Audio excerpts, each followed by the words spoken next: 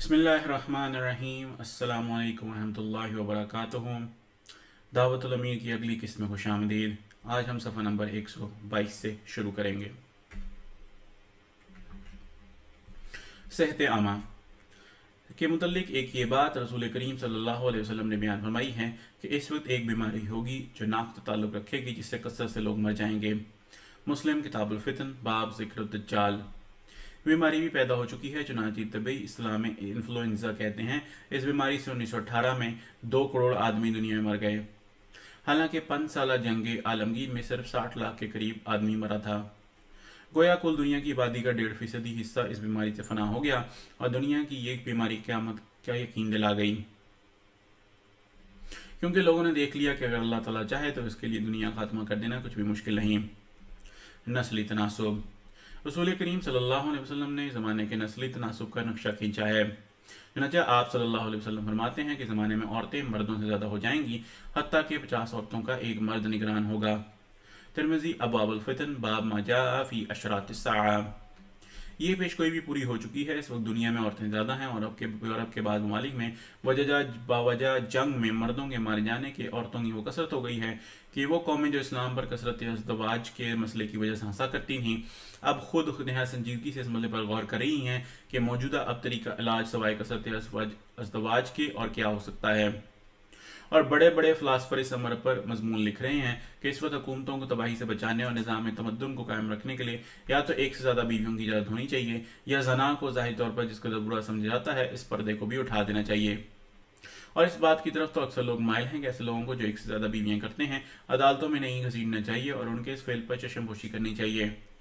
और ये ख्यालात का तगय्युर औरतों की ज़्यादती का नतीजा है, वरना कुछ ही मुद्दत पहले यूरोप के लोगों की नज़र में कसरत अज़दवाज नहायत सख्त जुर्मों में से गिना जाता था और की तायीद इशारतन भी कोई मसीह नहीं कर सकता था, बल्कि उनकी नफरत को देखकर मुसलमान भी इस्लाम की तरफ से कसरत अज़दवाज की इजाज़त देने पर माजरत करने लग गए थे। ताल्लुकात माबैन।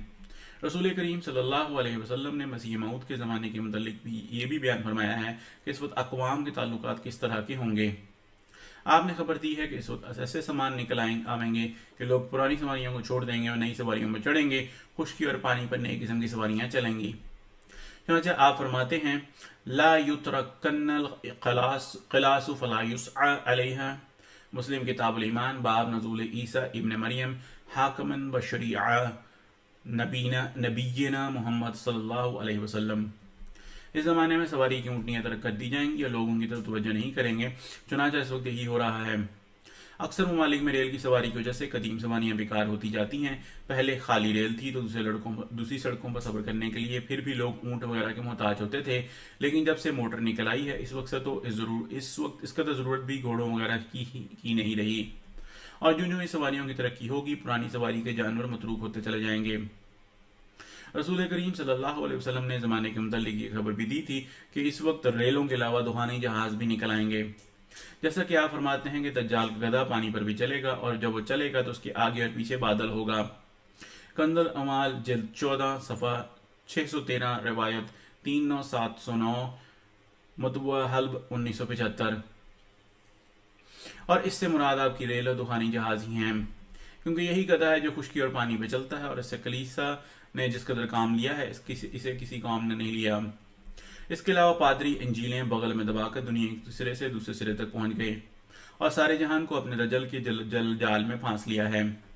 और रेल और जहाज के कभी आगे और कभी पीछे धुएं का बादल होता है जो कभी उसका साथ नहीं छोड़ता।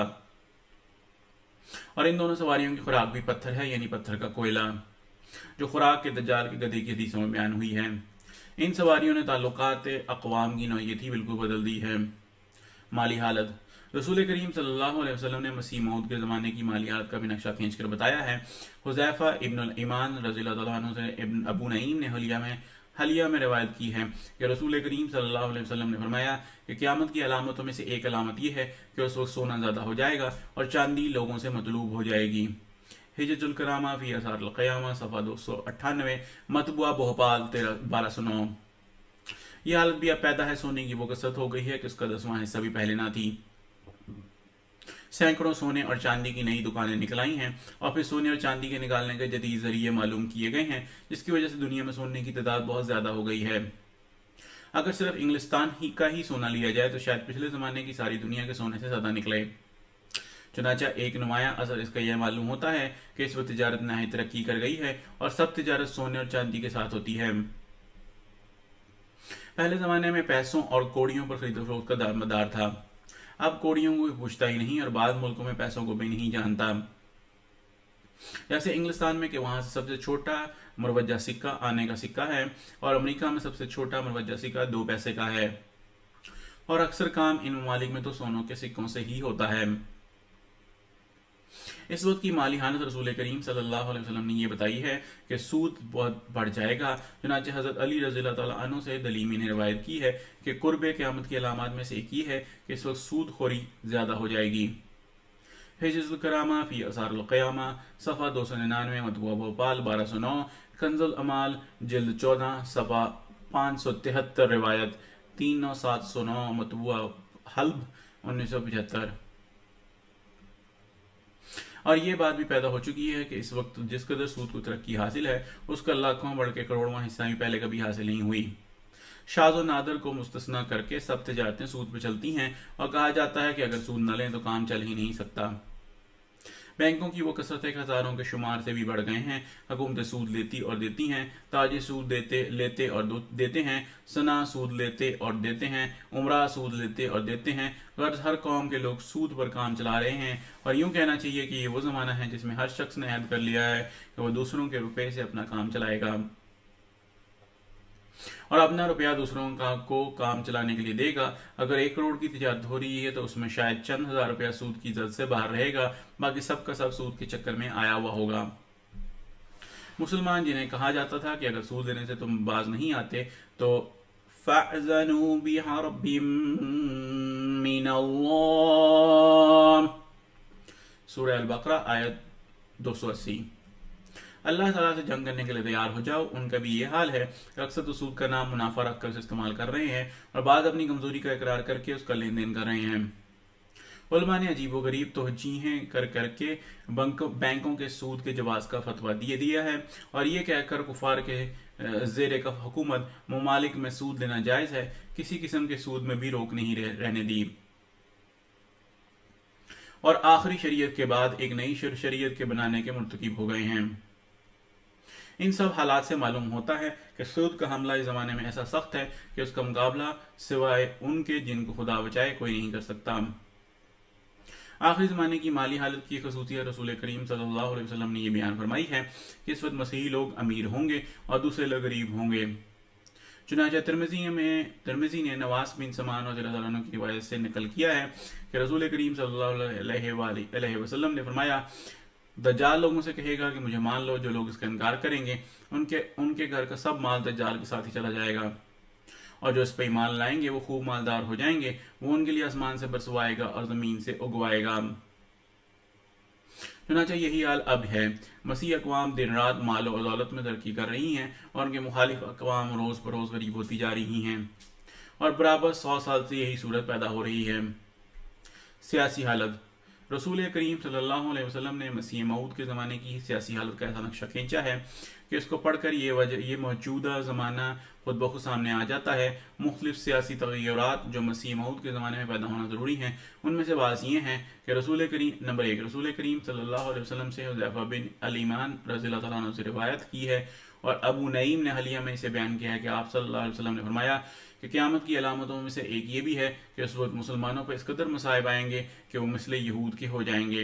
हिज्जुल करामा फी असारुल क़यामा सफ़ा 298, मतबूआ भोपाल 1209। जिससे आपकी ये मुराद है कि मुसलमानों की हुकूमतें उनका इक़्तिदार जाता रहेगा और यहूद की तरह दूसरों के रहम पर उनकी ज़िंदगी का इन्हिसार होगा। यह अलामत भी पूरी हो चुकी है। इस्लामी हुकूमतें मिट गई हैं और नहायत कली निशान के बाकी हैं। या तो दुनिया पर इस्लामी झंडा ही लहराता नजर आता था या अब उस झंडे को लहराने के लिए कोई जगह नहीं मिलती।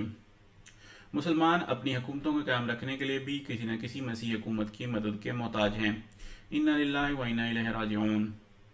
एक सियासी तगय्युर ज़माना मसीह मऊद के वक्त का रसूल करीम सल्लल्लाहु अलैहि वसल्लम ने यह बयान फरमाया है कि शाम और इराक़ और मिस्र इस वक्त के बादशाह के हाथों से निकल जाएंगे और अरब के लोगों की हालत फिर तवाइफुल मलूकी की हो जाएगी।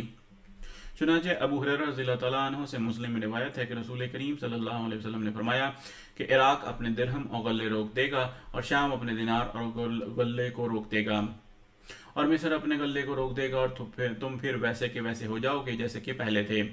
मुस्लिम किताबुल फितन बाब ला तक़ूमु स्साअ हत्ता यहसुल फ़ुरात अन जबल मिन ज़हब, यानी अरब में तवाइफुल मलूकी पैदा हो जाएगी। ये अलामत भी पूरी हो गई है। इराक़ और शाम और मिस्र सुल्तान के कब्जे से निकल गए हैं और तुर्की हुकूमत को किसी किस्म का खराज और मदद नहीं देते और अरब फिर तवाइफुल मलूकी की हालत में आग हो गया है। गो हिजाज में हुकूमत कायम है मगर अभी तक उसकी हालत बवजह कसरत आदा और क़ल्लत माल के महफूज नहीं है। इसके अलावा दीगर इलाका जात अरब तो बिल्कुल बेइंतज़ाम हालत में हैं और वहाँ की हुकूमतें मुतमद्दन हुकूमतें नहीं हैं। एक सियासी तगय्युर ज़माने का आपने ये बयान फरमाया है कि इस वक्त याजूज और माजूज को ऐसी ताकत हासिल होगी कि दूसरी अक़वाम को उनसे मुकाबले की बिल्कुल मुक़द्दरत न होगी।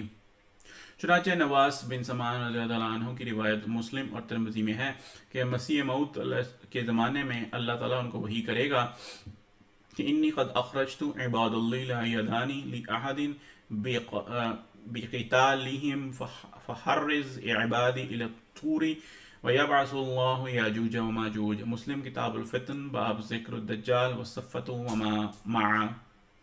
ये अलामतें पूरी हो चुकी है, याजूज और माजूज ज़ाहिर हो चुके हैं और इनसे मुकाबला करने की ताकत किसी में नहीं है। याजूज और माजूज से मुराद रूस और अंग्रेज़ों की हुकूमत है और उनकी इत्तेहादी हुकूमतें हैं। जैसा कि बाइबल में लिखा है कि याजूज रूस और टूबालसक के बादशाह और माजूज जो जजीरों में अमन से हुकूमत करते हो। हज़कील बाब 34 आयत 2 बाइबल सोसाइटी अनानकरी लाहौर मतबूआ 1994 मफ़हूम अमन। ये दोनों कौमें अपनी हलीफों के साथ अपने अरूज पर पहुंच चुकी हैं और उनका अरूज जैसा कि हदीस से साबित है नज़ूल मसीह मऊद के बाद मुकद्दर था, बस उनका अरूज अपनी ज़ात में भी दलालत कर रहा है कि मसीह मऊद नाजिल हो चुका है। एक तगय्युर ज़माने की सियासी हालत में रसूल करीम सल्लल्लाहु अलैहि वसल्लम ने यह बयान फरमाया है कि इस वक्त मजदूरों की ताकत बहुत बढ़ जाएगी, जैसा कि हुज़ैफ़ा इब्न यमान रज़ियल्लाहु अन्हु की रिवायत में जो अबू नईम ने हलिया में नकल की है मज़कूर है कि अशरात सात में से रसूल करीम सल्लल्लाहु अलैहि वसल्लम ने एक ये शर्त भी बयान की है कि इस वक्त गरीब बरहना लोग बादशाह हो जाएंगे। हिज्जुल करामा फी असारुल क़यामा सफ़ा 298 मतबूआ वबाल 1209। और बरहना से मुराद इस जगह नस्बती तौर पर बरहना है और अमरा के मुकाबले में गुरबा अपने लिबास की कमी की वजह से बरहना ही कहलाते हैं। ये अलामत भी पूरी हो चुकी है। नियाबती हुकूमत की तरक्की के साथ साथ गुरबा की हालत बढ़ती जा रही है और वो बादशाह बन रहे हैं। मजदूर जमात की ताकत के आगे बादशाहों के दिल कांप रहे हैं और कोई जमात ख्वाह कितनी ही मजबूत क्यों ना हो अपने क़याम को उनसे सुलह रखे बगैर मार से ख़तर में पाती है और बाज़ इलाकों में तो उन्हें कामिल हुकूमत हासिल है जैसे रूस में और स्विट्ज़रलैंड में और बाज़ हिस्सों से ऑस्ट्रेलिया में और रोज़ बरोज़ ही जमात ताकत करती जाती है। मसीह मऊद के ज़माने की सियासी हालत की एक खुसूसियत रसूल करीम सल्लल्लाहु अलैहि वसल्लम ने यह बयान फरमाई है कि उस वक्त हुकाम की कसरत होगी। हुज़ैफ़ा बिन अल ईमान रज़ियल्लाहु अन्हु रिवायत करते हैं कि रसूल करीम सल्लल्लाहु अलैहि वसल्लम ने फरमाया है कि अशरात सात में से एक ये भी है कि उस वक्त शुर्त ज़्यादा हो जाएगी। हज्जुल करामा फी असारुल क़यामा सफ़ा 298 मतबूआ भोपाल 1209। कंजुल अमाल जल्द 14 सफ़ा 574 रिवायत 39639 मतबूआ हल्ब 1975। और शुर्त वाली और हाकिम के मददगारों और नाइबों को कहते हैं। यह अलामत भी इस वक्त पूरी हो चुकी है। पहले जो निज़ाम में हुकूमत हुआ करता था उसमें इस कदर मददगारों की हाकिमों को ज़रूरत नहीं पड़ती थी। हर इलाके में एक दो हाकिम काफ़ी समझे जाया करते थे, लेकिन इस ज़माने में इंतज़ाम का तरीका इस कदर बदल गया है और हुकूमत की जिम्मेदारी की इस कदर शाखें निकल आई हैं कि पहले सैकड़ों गुना मददगार अफसरों के लिए रखने पड़ते हैं। पुलिस और सेहत आमा और रजिस्ट्रेशन और तामीर आमा और डाकखाना और रेल और तार और अनहार और निगरानी मुख्तारात और मुस्करात और पड़ताल वगैरह महकमे इस कदर वसी हो गए हैं कि पहले इस कदर वसी न थे। इसलिए गवर्नमेंट को हर हाकिम के साथ एक वसी अमला रखना पड़ता है। एक तगय्युर मसीह मऊद के ज़माने की सियासत में रसूल करीम सल्लल्लाहु अलैहि वसल्लम ने यह बयान फरमाया है कि इस वक्त हदूद तर्क करती जाएंगी। हज्जुल करामा फी असारुल क़यामा सफ़ा 299 मतबूआ भोपाल 1209। हज़रत अली रज़ियल्लाहु अन्हु से दलीमी ने रिवायत की है कि आखिरी ज़माने की अलामतों में से एक तर्क हदूद भी है। ये अलामत भी पूरी हो चुकी है। इस्लामी हुकूमतों में इस वक्त हदूद तर्क हैं इल्ला माशाअल्लाह। तुर्कों की हुकूमत में, अरब में, मिस्र में, ईरान में, बल्कि खुद जनाब ही के बिलाद में ज़ानी को रजम की और चोर को कतई यद की सज़ा नहीं दी जाती, बल्कि बाद इस्लामी हुकूमतें तो ज़रिए मुआहदात इन सज़ाओं के देने से बाज रखी गई हैं। ये अलामत ऐसी वाज़ेह है कि इस्लामी इक़्तिदार के ज़माने में ज़मन का कोई ख्याल भी नहीं कर सकता था कि इस्लामी अहकाम को इस तरह कभी पुष्ट डाला जाएगा और मुसलमान हुकूमतें अगर ख्वाहिश भी रखेंगी तो इस्लामिया को जारी नहीं कर सकेंगी। अलावा इन अलामात के बताने के जो इंसान के मजहबी, अखलाकी, इल्मी, जिस्मानी, सियासी, नस्ली, तमदनी वगैरह आए ज़िंदगी के साथ ताल्लुक़ रखती हैं।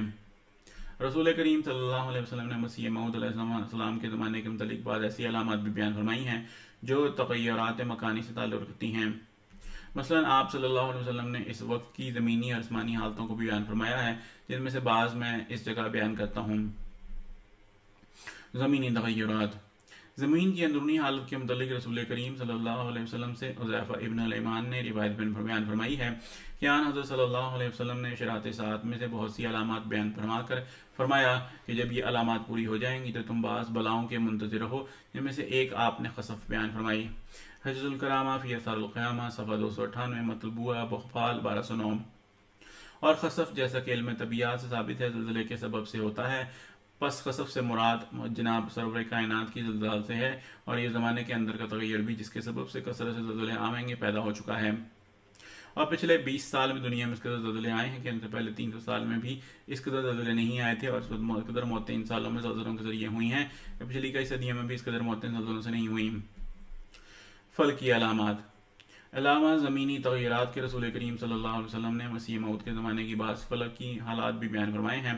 मसलन ये कि इस वक्त सूरज और चाँद को रमज़ान के महीने में ख़ास तारीखों में ग्रहण लगेगा और इस अलामत पर इस कदर जोर दिया गया है कि नबी करीम सल्लल्लाहु अलैहि वसल्लम ने फरमाया कि जब से ज़मीन और आसमान पैदा हुए ये दोनों अलामतें किसी और नबी की तस्दीक के लिए जारी नहीं हुई। हदीस के अल्फाज ये हैं, इन्ना लिमहदीना आयतैनी लम तकूना मुंज़ु खल्क़िस समावाति वल अर्दी यक्सिफुल क़मरु लिअव्वलि लैलति मिन रमज़ान व तनसिफु शम्सु फ़िन नस्फ़ि मिन्हु व लम तकूना मिन मुंज़ु ख़लक़ल्लाहु समावाति वल अर्द। सुनन दारुक़ुत्नी बाब सफ़ा सलातुल खसूफ़ व कसूफ़ व हैदहुमा जिल्द 2 सफ़ा 65 मतबुआ 1966। यानी मोहम्मद बिन अली रज़ियल्लाहु अन्हु ने रिवायत की है कि हमारे मेहदी के 2 निशान हैं। ये निशान आसमान और ज़मीन की पैदाइश के वक्त से लेकर अब तक कभी ज़ाहिर नहीं हुए। एक तो ये कि कमर को यानी चाँद को रमज़ान में पहली रात में ग्रहण लगेगा और दूसरा ये कि सूरज को उसी रमज़ान की दरमियानी तारीख में ग्रहण लगेगा। और ये दोनों बातें आसमान और ज़मीन की पैदाइश के वक्त से नहीं हुई। ये निशान अपने अंदर के खुसूसियात रखता है। एक तो ये कि इसमें बयान किया गया कि सिवाय मेहदी का किसी मुद्दई के लिए निशान कभी ज़ाहिर नहीं हुआ। दूसरी ये कि इस निशान पर कुतुब अहले सुन्नत व शिया मुत्तफ़िक हैं, क्योंकि दोनों की कुतुब हदीस में इसका जिक्र है, बस इसमें शुबह तदलीस वगैरह का नहीं किया जा सकता। तीसरी खसूसियत निशान में यह है कि जो अलामतें इसमें बताई गई हैं, पहली कुतुब में भी इन्हीं अलामतों के साथ मसीह की आमद सानी की खबर दी गई है। चुनांचे इंजील में आता है कि मसीह अलैहिस्सलाम ने अपनी आमद की निशानदही में से एक ये अलामत भी बताई है कि इस वक्त सूरज तारीक हो जाएगा और चाँद अपनी रोशनी ना देगा। मत्ती बाब 24 आयत 29 बाइबल सोसाइटी नाहरकली लाहौर मतबूआ 1994। जिसका मतलब दूसरे अल्फाज में यह है कि सूरज और चाँद को इसके ज़माने में ग्रहण लगेगा। गो मैं इन पेशगोइयों को बयान कर रहा हूँ जिनकी अहादीस में जिक्र आता है, मगर मैं इस जगह इस बात का जिक्र करना गैर महल नहीं समझता कि कुरान करीम में क़ुर्ब क़यामत की अलामतों में से एक अलामत सूरज और चाँद ग्रहण की बयान की गई है। सूरह अल-क़यामा में अल्लाह ताला फरमाता है, यसअलू अय्यान यौमुल क़ियामा फ़इज़ा बरिक़ल बसर वख़सफ़ल क़मर वजुमिअ अश-शम्सु वल क़मर। अल-क़यामा आयत 7-10। मुनकर पूछते हैं कि क़यामत का दिन कब है? हम उसकी अलामतें बताते हैं वो तब होंगी जब आंखें मुतहयर रह जाएंगी, यानी ऐसे हादसात होंगे कि इंसान को हैरत में डाल देंगे, और चांद को ग्रहण लगेगा और फिर सूरज चांद जमा कर दिए जाएंगे, यानी इसी माह में चांद ग्रहण के बाद सूरज ग्रहण होगा। चूंकि मसीह की आमद भी क़यामत के करीब ज़माने में बताई गई है, इसलिए कुरान करीम से भी मज़कूरा बाला हदीस के मज़मून की तायीद होती है। गर्स जैसा कि ऊपर बताया गया है, ये पेश कोई खास अहमियत रखती है। हम देखते हैं कि 1311 हिजरी मुताबिक 1894 में पेश कोई बैनी अल्फाज में पूरी हो गई है, जिन अल्फाज में कि इस हदीस में ऐसे बयान किया गया है, यानी इस सन के रमजान में चांद ग्रहण की तारीखों में से पहली यानी 13वीं तारीख को चांद ग्रहण लगा, और सूरज ग्रहण की तारीखों में से दरमियानी यानी 28वीं तारीख को सूरज का ग्रहण लगा, और एक ऐसे आदमी के जमाने में लगा जो महदियत का दावा कर रहा था। बस हर एक मुसलमान कहलाने वाले के लिए दो रास्तों में से एक को इख्तियार करना फर्ज हो गया, तो वो इस कलाम नबी पर ईमान लावे जिसमें बयान किया गया है कि ये निशान के ज़माने में चांद और सूरज को ग्रहण लगने की पहली और दरमियानी तारीखों में ग्रहण लगेगा, सिवाय मेहदी के और किसी के लिए जाहिर नहीं किया गया, और इसकी तायीद कुरान करीम और बाज़ अंबिया की कुतुब से भी होती है। और इस शख्स को कबूल करे जिसकी दावाए महदूयत के बाद अल्लाह ताला ने निशान जाहिर किया, या फिर खुदा उसके रसूल को छोड़ दे कि उन्होंने कैसी अलामत बताई, मेहदी की बताई, जो दर हकीकत कोई अलामत ही नहीं, जिससे किसी मुद्दई के दावे की सदाकत साबित करना खिलाफ अक़ल है। ये किस्त यहीं पर ख़त्म होती है। इंशाअल्लाह फिर अगली किस्त के साथ आपकी खिदमत में हाजिर होंगे। उस वक्त तब तक के लिए इजाज़त। अस्सलामु अलैकुम व रहमतुल्लाहि व बरकातुहू।